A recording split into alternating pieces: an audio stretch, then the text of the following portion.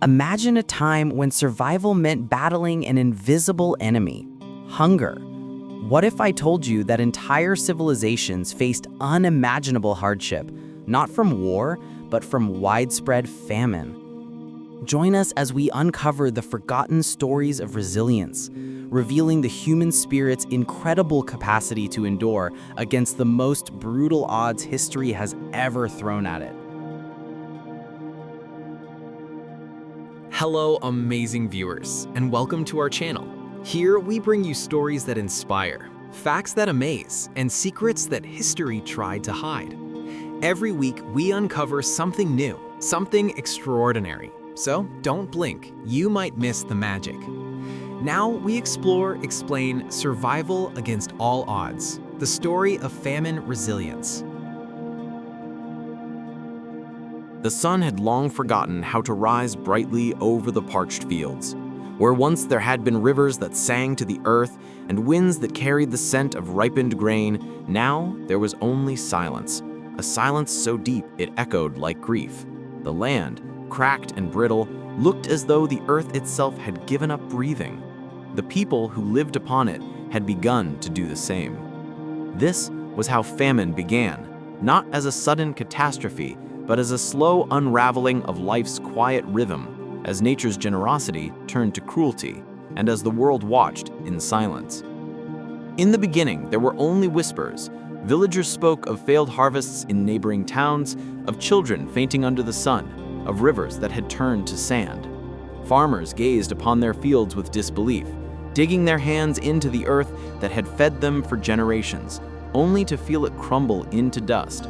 The seeds they planted no longer woke, the rain no longer came, and the sky, vast and indifferent, watched as the soil's memory of life faded away.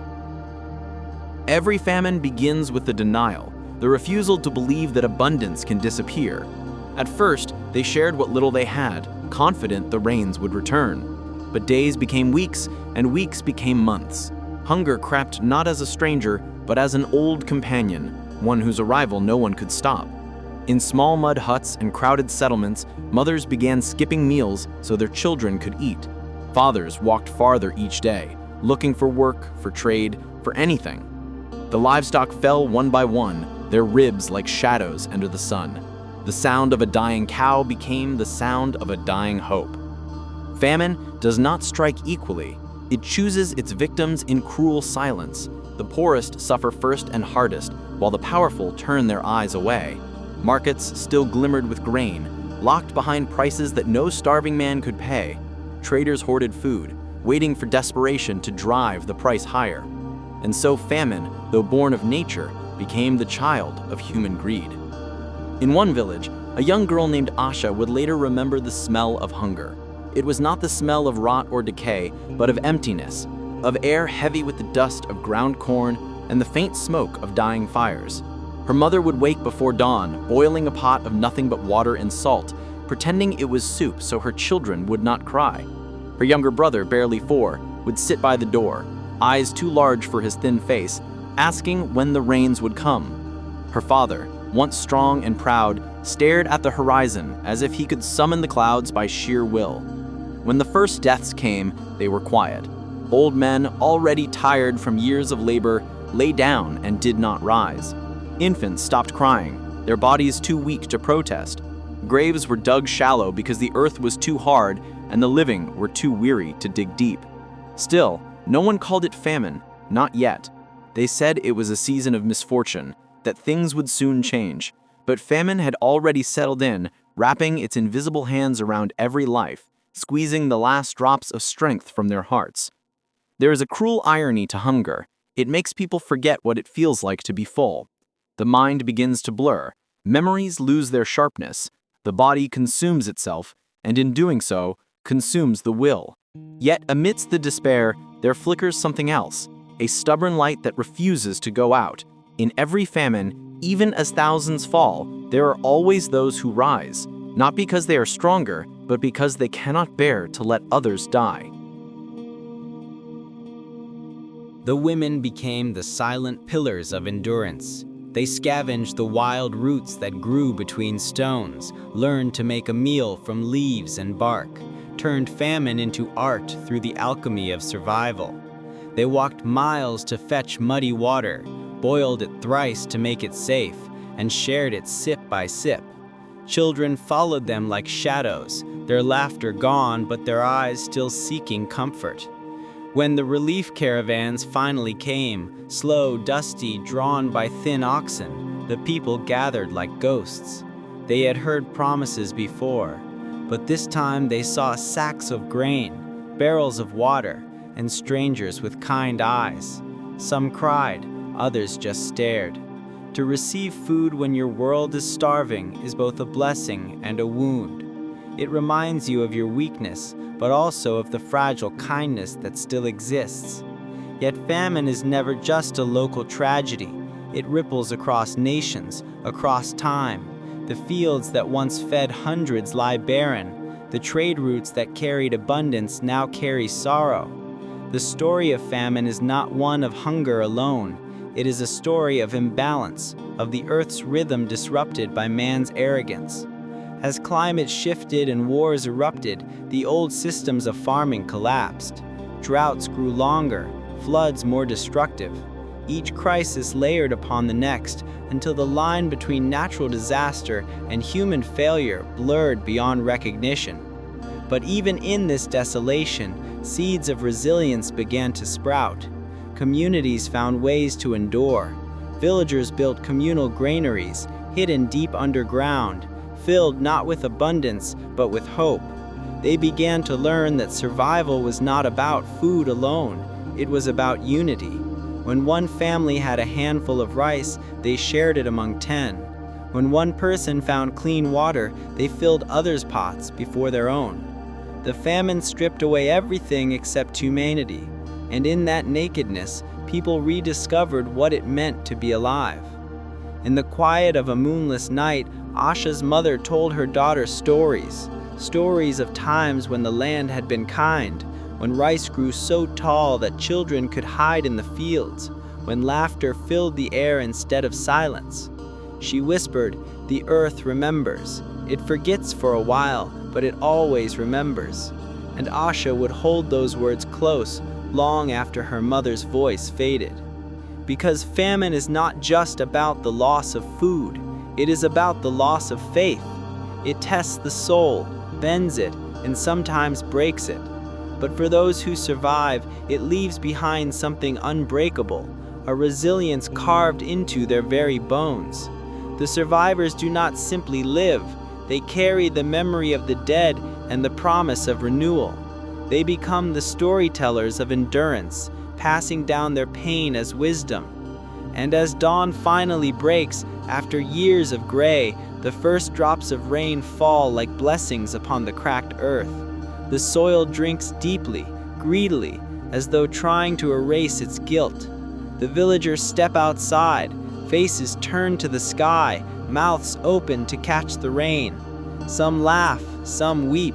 For the first time in years, the sound of water drowns the silence of hunger.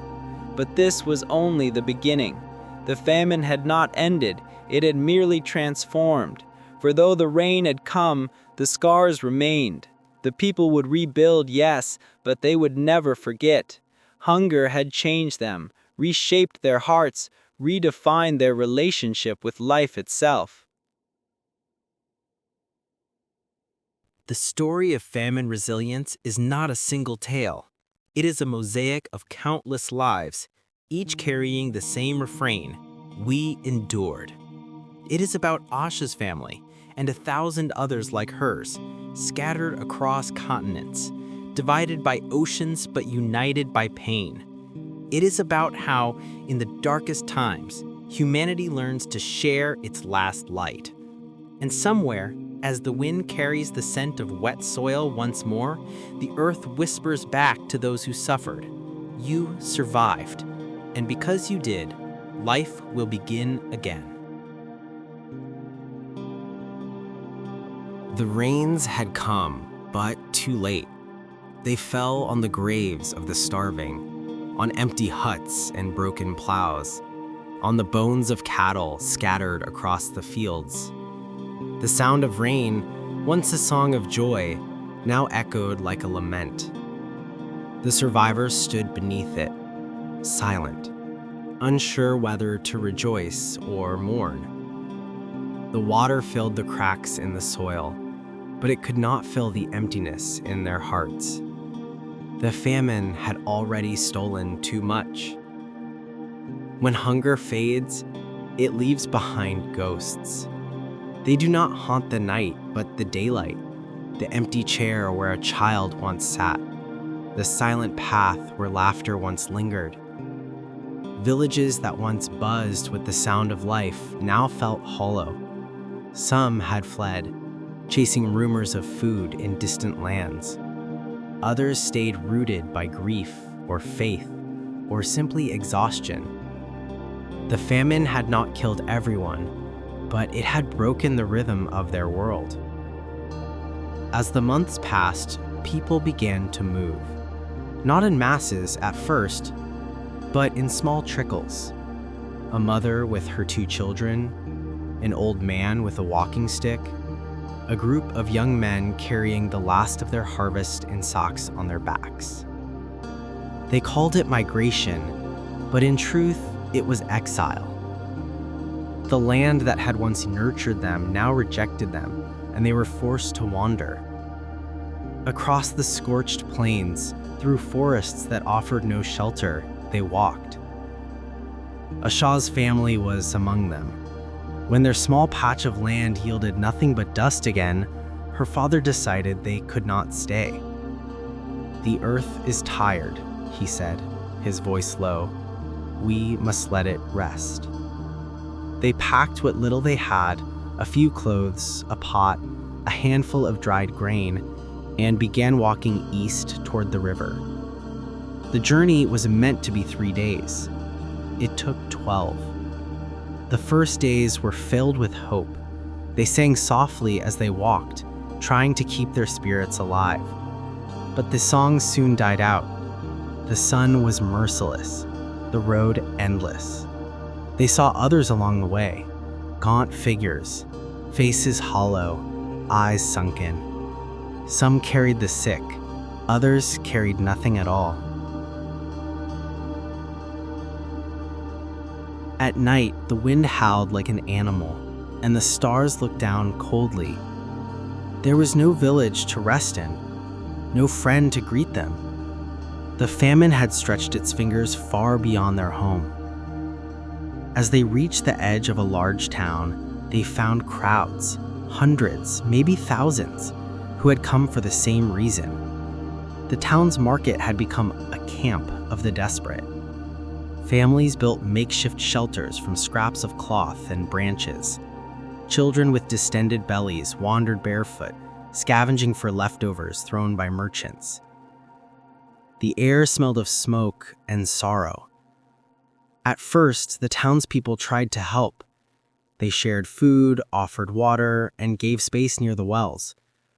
But compassion is a fragile thing when hunger spreads. Soon, resentment began to grow. The newcomers were seen as burdens, thieves, strangers who had come to steal what little remained. The famine had not only emptied stomachs, it had emptied hearts. Humanity, under the weight of scarcity, began to fracture. In the camp, Asha watched her brother's health fade. The boy who once ran barefoot through the fields now lay still most of the day. Her mother's hands trembled as she spooned the last of their grain into boiling water. Her father worked for a local merchant, carrying heavy sacks for a handful of rice each day. Every evening, he returned with less and less. One night, he did not return at all. Days later, they found him by the roadside, collapsed from exhaustion. He had gone searching for food in a neighboring village and never made it back. Asha's mother buried him with her own hands in a shallow grave by the river. She did not cry. She simply stared at the flowing water and whispered, "Let him rest where life still moves." Asha stood beside her, silent, learning the shape of loss. Famine is not only the absence of food, It is the unraveling of dignity. It turns the noble into beggars, the generous into hoarders, the hopeful into hollow shells. It tests every boundary of compassion. In that crowded camp, survival became a cruel arithmetic. Who could live one more day and who could not? Some sold their belongings, others their bodies. Mothers gave away their children to strangers who promised them food. And through it all, the world beyond remained indifferent. News of the famine reached the cities, but cities are built on distance. The newspapers wrote stories, governments made statements, and foreign ships sent supplies, but they came too slowly, too little. Bureaucracy suffocated urgency. The relief that did arrive often never reached the hungry. Corruption became another kind of hunger. Those with power hoarded not just food, but hope. And yet, even in this darkness, humanity's pulse refused to die. A group of doctors from faraway lands came, bringing medicine, bread, and water purifiers. They set up tents near the camp, treating the sick and feeding children. Among them was a young woman named Elise, whose eyes burned with determination. She had left her home thousands of miles away because she believed no one should die of hunger in a world filled with food. Elise met Asha one evening when she came to fetch water. The girl stood in line, her small frame trembling, her eyes too wise for her age. Elise knelt and asked her name. When Asha spoke, her voice was soft, but her words carried a quiet strength. "We are not cursed. The earth just forgot us." Elise never forgot those words. They became a reminder that famine was not a punishment, but a failure of care, of justice, of memory. Weeks turned into months. The camp grew larger as more refugees arrived. Some brought stories of villages where no one was left alive. Others spoke of distant lands where rain still fell and crops still grew. Hope traveled like rumor, fragile and fleeting. Asha's mother, frail but unbroken, began helping Elise distribute food. Together, they organized the women, teaching them how to purify water, how to cook safely, how to share resources fairly. In the evenings, they lit small fires and told stories to the children. Not stories of famine, but of courage, of ancestors who had survived wars and floods, of the earth's eternal cycles. They believed that if the children could dream, they could endure, and perhaps they were right. But hunger has a way of returning. Just as the camp began to rebuild, a second drought struck. The wells dried, crops withered, and disease spread among the weak. Relief supplies dwindled, and the few who had begun to smile now looked fearful once more. Elise and her team fought tirelessly, but they were overwhelmed. For every life they saved, 2 more slipped away. The sound of weeping became the background of every dawn. In this new wave of despair, something extraordinary happened. The survivors began to organize themselves. Led by Asha's mother and a few elders, they formed a circle of cooperation. Every meal was shared, every death mourned as a collective loss, every recovery celebrated as a collective victory. They called themselves the Circle of Life. It was more than a name, it was a declaration. Even in famine, even in death, life would find a way. When Elise fell ill, it was the villagers who cared for her. They used herbal remedies, sang to her through the night, and prayed for her recovery. She survived, barely. When she opened her eyes again, she wept. Not from pain, but from the realization that the people she had come to save had, in the end, saved her. The famine began to ease only when the international community finally acted decisively. Planes dropped sacks of grain, convoys of food arrived. But by then, millions had already perished. History would later record the statistics, but the numbers could never capture the faces, the hands, the stories. They could not capture Asha's mother's cracked lips whispering lullabies to her starving son, or Elise's trembling fingers holding the hand of a dying child. As the first true harvest came after years of drought, survivors planted seeds not only in the soil, but in their souls. They vowed never to forget. Asha, now older, helped rebuild her village. The famine had stolen her childhood, but it had given her purpose.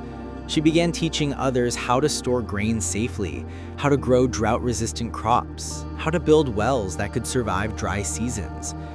The child who once waited for rain had become the guardian of resilience. The world, however, soon moved on. Other crises took its attention: wars, politics, economies. Famine, as always, faded into the background of human memory. But in the hearts of those who had walked through it, it remained. A scar, a lesson, a quiet vow. Asha would later stand on the same hill where her father once prayed for rain. The wind brushed through the grass, now green again. She could still hear the echoes of the cries, the footsteps of the exodus, the whispers of hunger. But she could also hear laughter.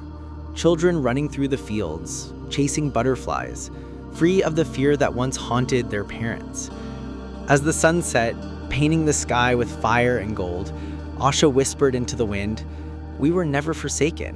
We only had to remember how to survive together." And somewhere, far beyond her voice, the earth listened and wept with her.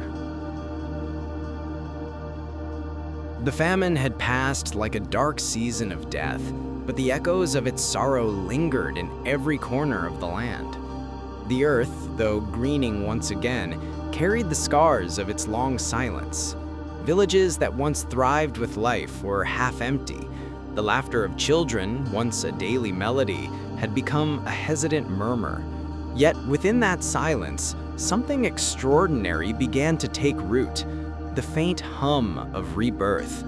When the rains returned, they came with a quiet tenderness, as though the heavens themselves were apologizing for their long neglect.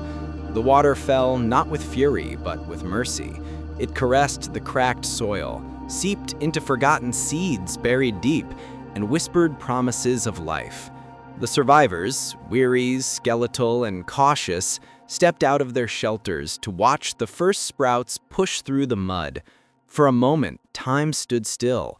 Those green shoots were not just crops, they were miracles.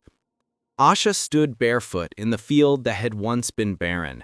She could still see the ghosts of the famine everywhere, in the broken fences, in the empty huts, and the hollow eyes of the few who had survived. But for the first time in years, she felt warmth inside her chest, not from the sun, but from hope.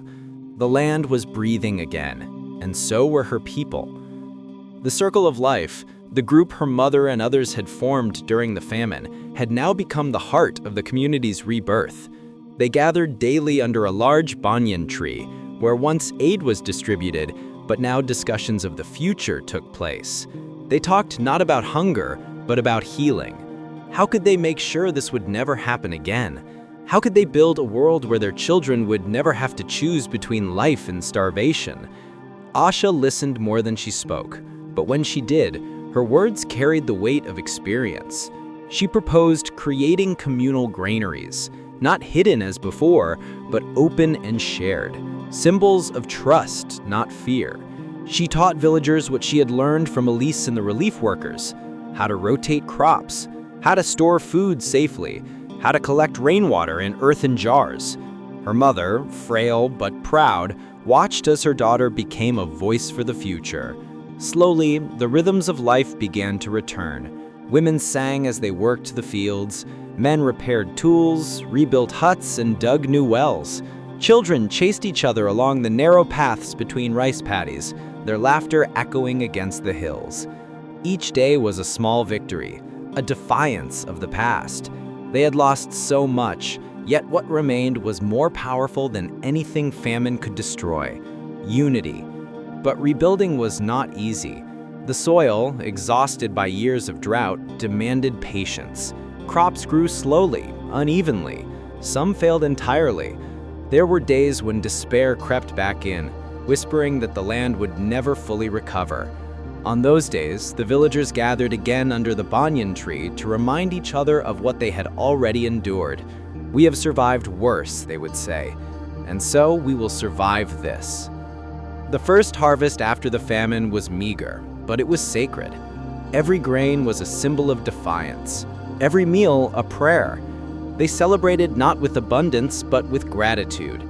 The Circle of Life organized a festival, not of luxury, but of remembrance. They cooked together, shared what little they had, and built a small altar of stones to honor those who had been lost. As night fell, candles flickered in the darkness, each flame representing a name, a face, a story. The air was thick with grief, but also with grace. In the distance, Elise returned. Her mission had taken her to other lands, where new famines were beginning to stir. But she had never forgotten Asha, nor the people who had taught her the meaning of resilience. When she walked back into the village, thinner but smiling, Asha ran to her. They embraced, and for a moment, the pain of the past dissolved into tears of relief. Elise brought news of change. International organizations were building networks to prevent future famines. Scientists were developing drought-resistant seeds. Aid agencies were teaching sustainable farming. For the first time, the world seemed to be listening. Yet, Elise knew and Asha knew that real change could only come from within the hearts of those who had suffered. Together, they began to teach. Asha translated Elise's lessons into the language of the people. They taught children about nutrition, adults about soil health, and elders about long-term storage. The school that had once been silent now echoed with voices. Asha's dream was simple. Knowledge should never starve. Her mother often sat near the window, watching her daughter lead classes, her eyes filled with pride. She would sometimes whisper, "The famine took our strength, but it gave us wisdom." It was true. The famine had stripped them bare, forced them to rebuild themselves, not as victims, but as survivors. As months turned into years, the village began to transform. Green returned to the landscape. The river, once a trickle of dust, flowed again with clear water. New crops thrived: millet, sorghum, beans, plants chosen for their endurance. The people had learned to live not against nature, but with it. They had learned that resilience was not about conquering the earth, but about understanding it. Still, memories of hunger lingered like shadows at dusk. Every meal was eaten with reverence. Every full belly was a reminder of empty years. The famine had become a collective memory, not a wound to be hidden, but a story to be told. And so Asha began to write. In the evenings, after the fields were quiet, she would sit by the fire and record what she had seen, what she had felt. Her words were not just for her people, but for generations yet unborn, a testimony of endurance. She wrote of her father's silent strength, her mother's unbroken faith, Elise's compassion, and the nameless faces that had perished along the way. She wrote of how hunger had taught them empathy, how despair had birthed unity. Her writings spread beyond her village, finding their way to the cities, and from there to the wider world. People who had never known famine read her words and wept. Through her, the voiceless found a voice.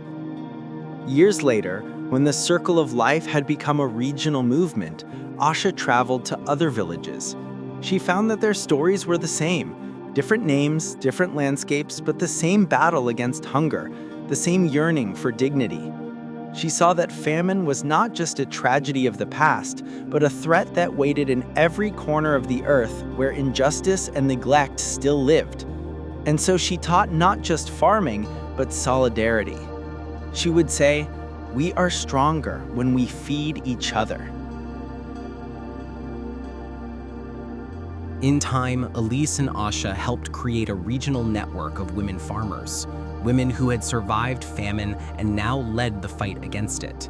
They called themselves the Keepers of the Earth. Their symbol was a small clay seed, painted gold, worn around the neck. It reminded them that even from dust, life can rise again.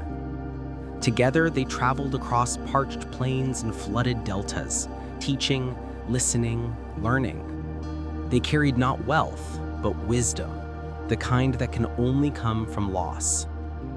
And then came a moment of poetic justice. The year brought drought again, a test from the same sky that had once betrayed them. But this time, the story unfolded differently. The wells were ready, the grain was stored, the people had planned. When the rain refused to fall, no one starved. The circle of life had become not just a symbol, but a shield. The night that drought was declared, the villagers gathered again under the banyan tree.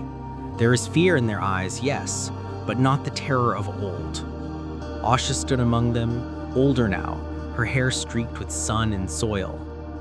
"We cannot stop the dry winds," she said softly, "but we can stop despair." Her words spread through the crowd like warmth, and for the first time, famine met resistance not from governments or armies, but from ordinary people, the same people who had once been its victims.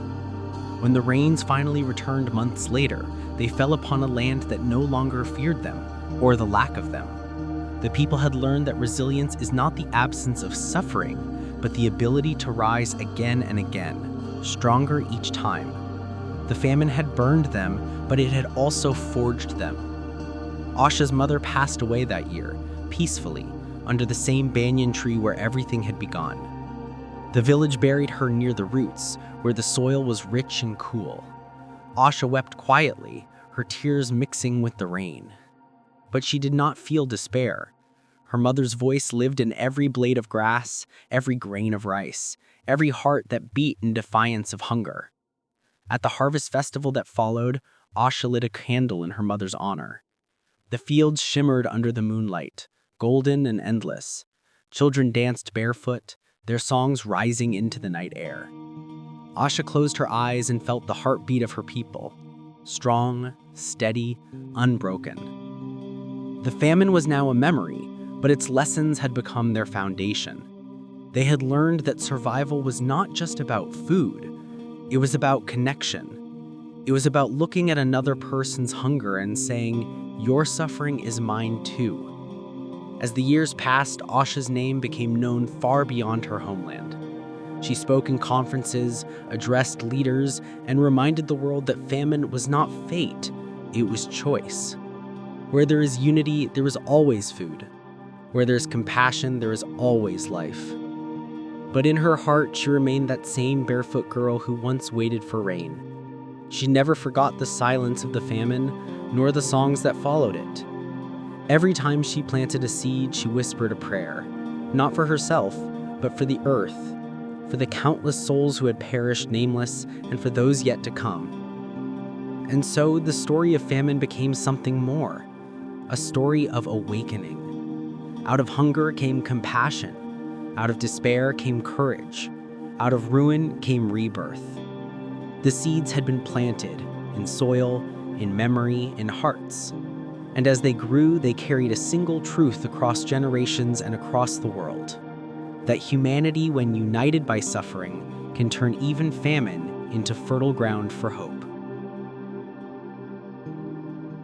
Long after the famine had passed, its shadows still lingered, not as hunger, but as memory. In the quiet hum of marketplaces, in the rhythm of plowing fields, in the songs sung by children who had never known hunger, there were echoes of those who had endured. The land had healed, but memory, like a scar, remained, visible not to the eyes, but to the soul. It was this memory that would become humanity's most powerful teacher. Asha stood before a gathering of faces in a distant city: scientists, farmers, activists, leaders, people who had come from across the world to speak of food, of climate, of survival. She was older now, her hands lined with years of work, her voice steady but soft. Behind her, images flashed on a screen: dry earth, withered fields, children holding empty bowls. Then came new images: green terraces, rainwater tanks, communal granaries. "These," she said, "are not pictures of despair. They are pictures of resurrection." The hall was silent. It was not silence of disinterest, but of reverence. Those who listened knew that Asha's story was not just about one famine. It was the story of humanity's relationship with the earth, a relationship both sacred and fragile. She spoke not of charity, but of responsibility. "We cannot eat money," she said softly. "We cannot drink promises. The soil remembers everything, our greed, our neglect, and our mercy.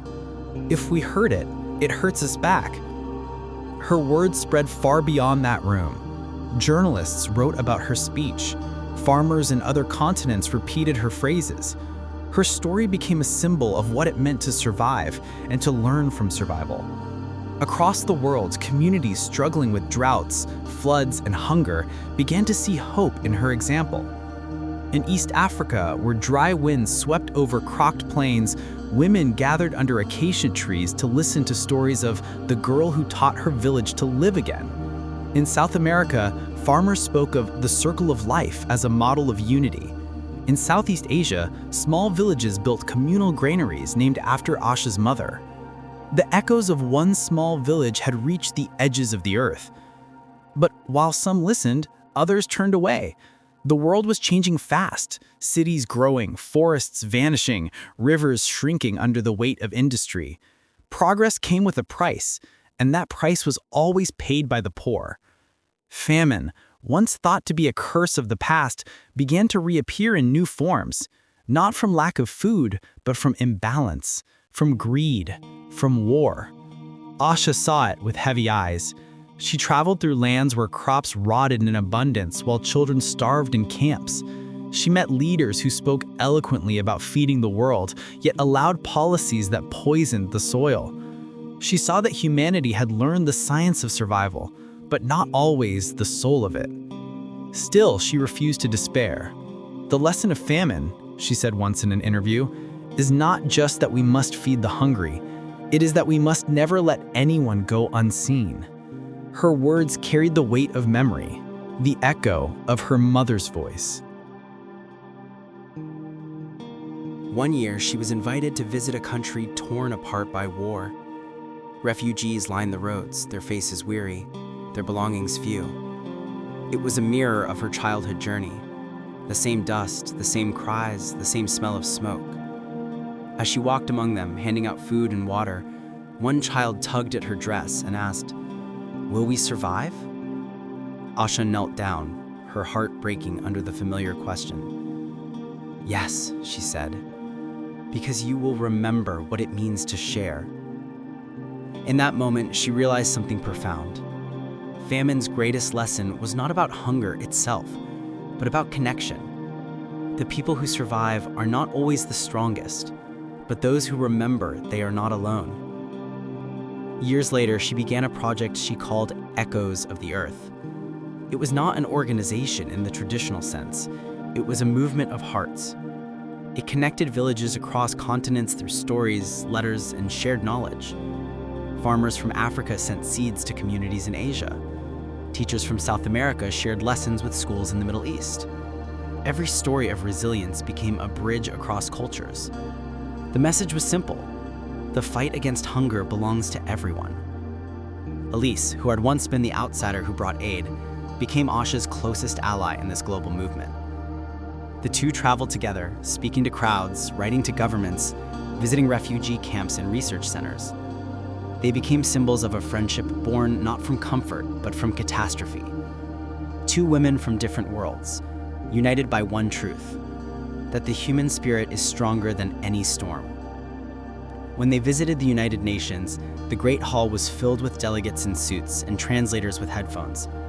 Asha, standing before them, held a small clay seed in her palm, the same symbol of the keepers of the earth. She raised it high and said, "This is not just clay. It is what remains when everything else is gone. When the fields die, when the food runs out, when the world forgets. It is the seed of memory. It is what saves us." Her speech was broadcast around the world. Children in schools repeated her lines in classrooms. Artists painted murals of her holding the seed, the symbol of life reborn. Yet for Asha, fame meant little. What mattered was that people were listening. She often said, The world does not need heroes. It needs listeners. People who hear the cry of the hungry before it becomes silence. But time, like famine, spares no one. Elise grew ill, a slow, gentle fading. The years of travel and exposure had taken their toll. Asha stayed by her side, caring for her with the same tenderness her mother had once shown her. One night, Elise whispered, "Promise me you'll keep planting even when no one is watching." Asha smiled through tears and said, "I will, because that's when it matters most." When Elise passed away, Asha buried her under a flowering tree near the river, a place where the earth was soft and full of life.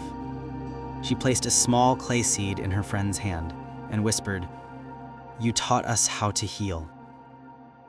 The wind carried her words away, but the earth seemed to listen.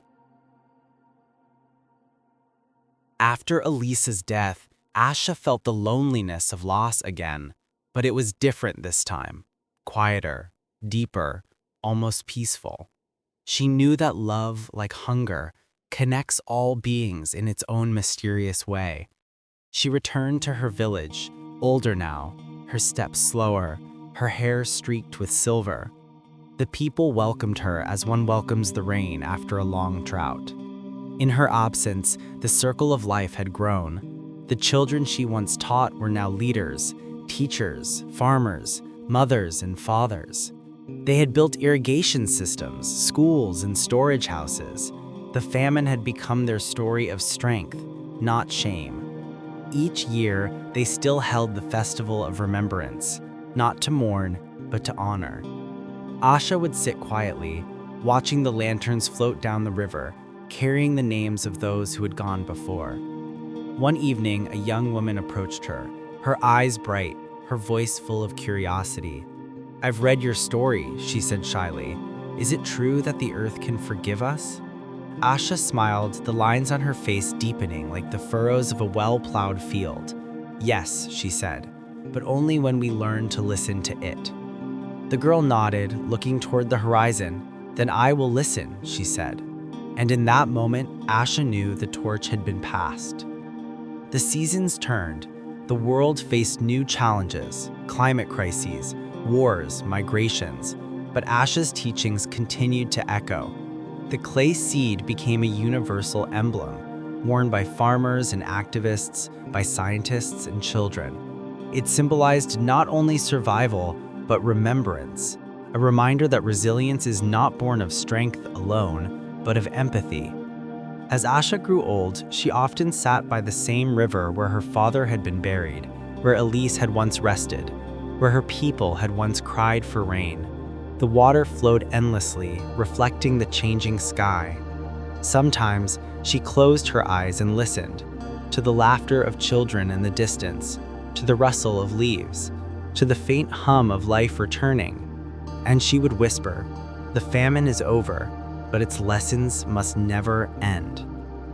For even now, in corners of the world unseen by cameras and unheard by news, hunger still lived, quiet, persistent, invisible.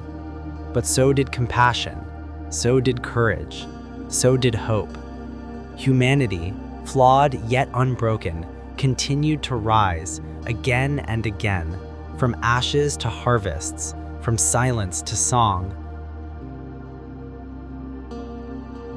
Dawn broke over the valley with the same quiet light that had once shone on famine-stricken fields. Yet now the land was different. The soil, once cracked and dead, shimmered with dew. Rows of golden crops swayed gently in the wind. Rivers glistened like silver threads weaving through green plains. And beneath the vast, open sky, children ran barefoot through the fields that had once been barren. It had been many years since Asha's passing, yet her name still lived, whispered in classrooms, carved on the walls of schools, sung in the songs of harvest. The people called her the Mother of the Living Earth. Her story had become more than a tale of survival. It was now a map of memory, guiding humanity toward a kinder future.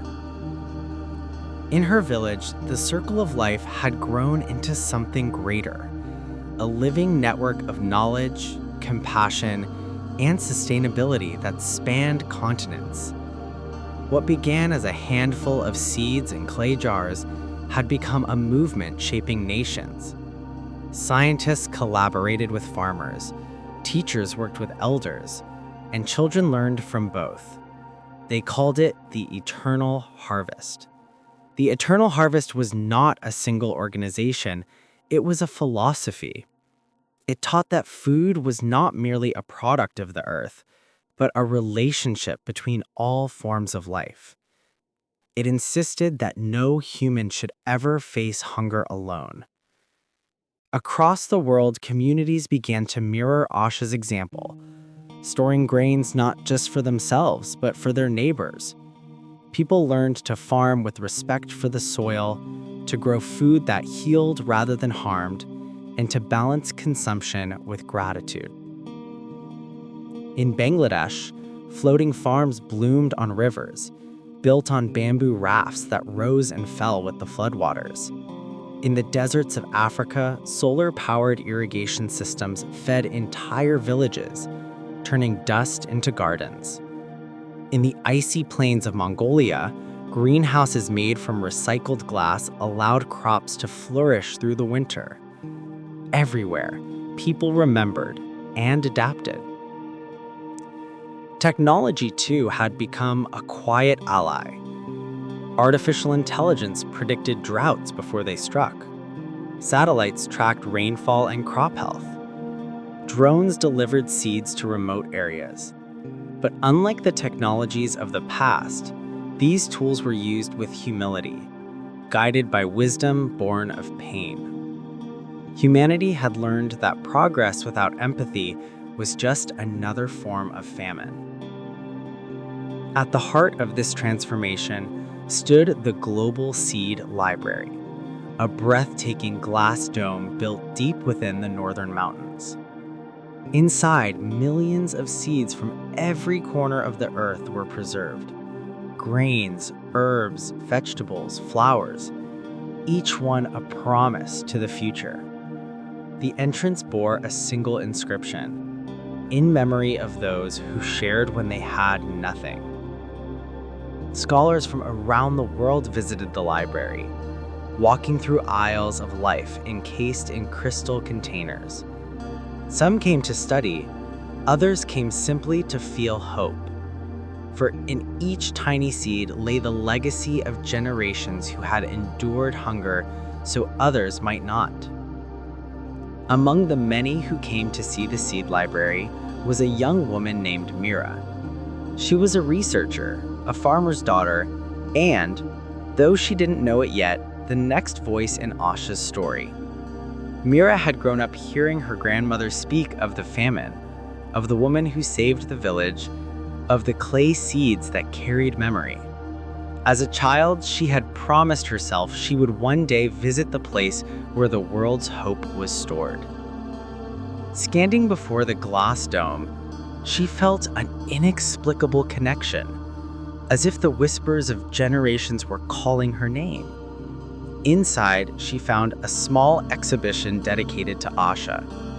There was a faded photograph of her standing beside Elise under the banyan tree, and beside it, a simple jar of clay seeds.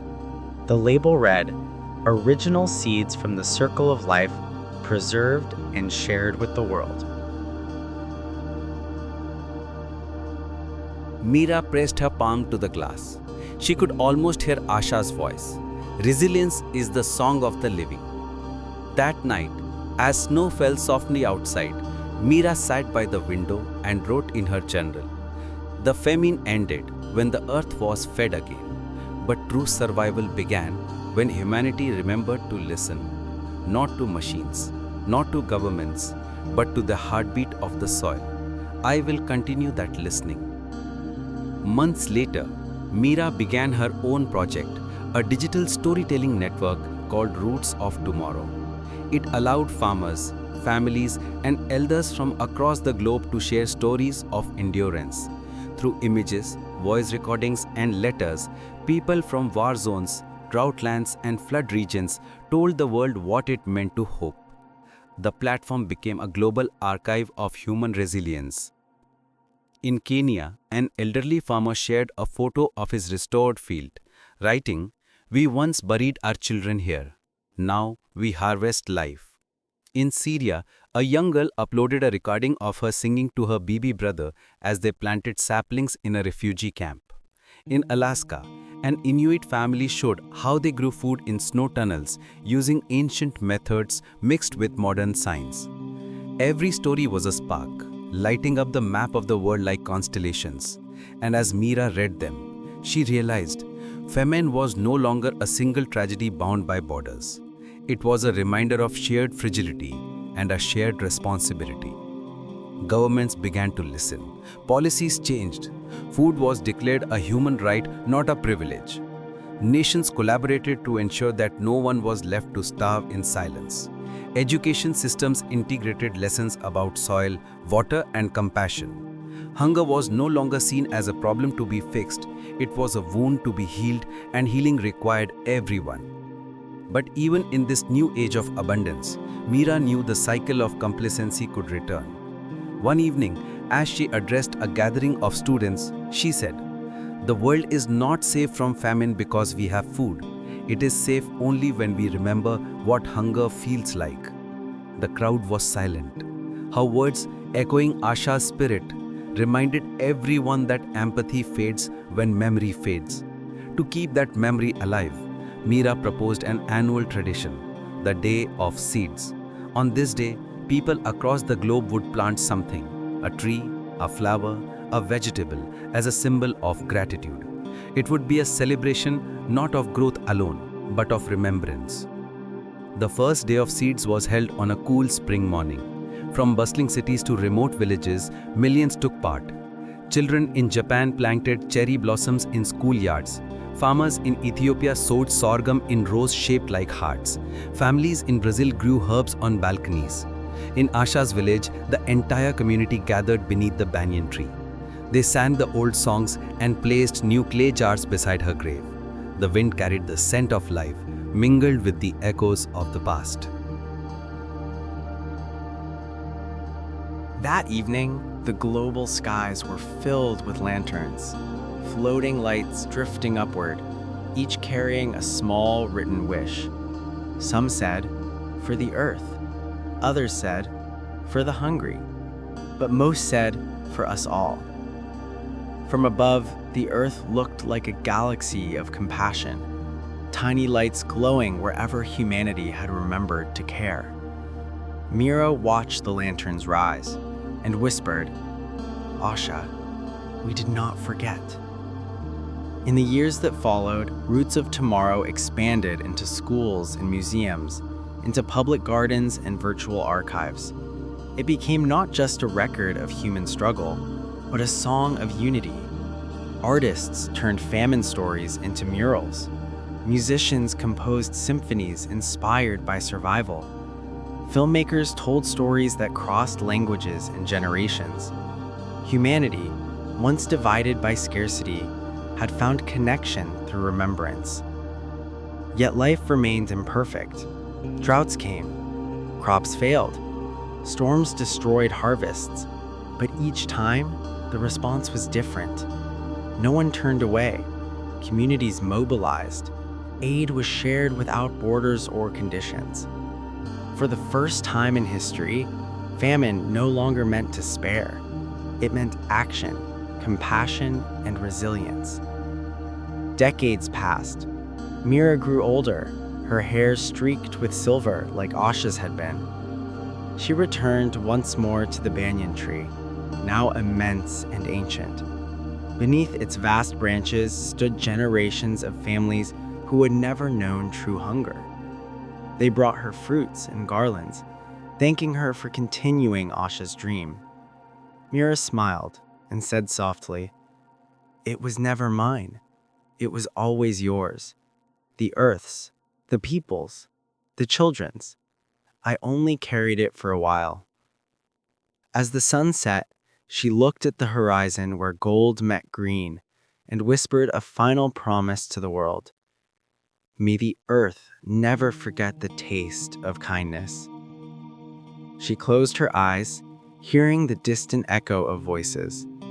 Asha's laughter, her mother's song, Elisa's whisper, the hum of wind through rice fields, the beating heart of a world reborn. And in that timeless moment, the story of famine, once a story of death, became the story of life everlasting. For the earth, too, had learned to forgive.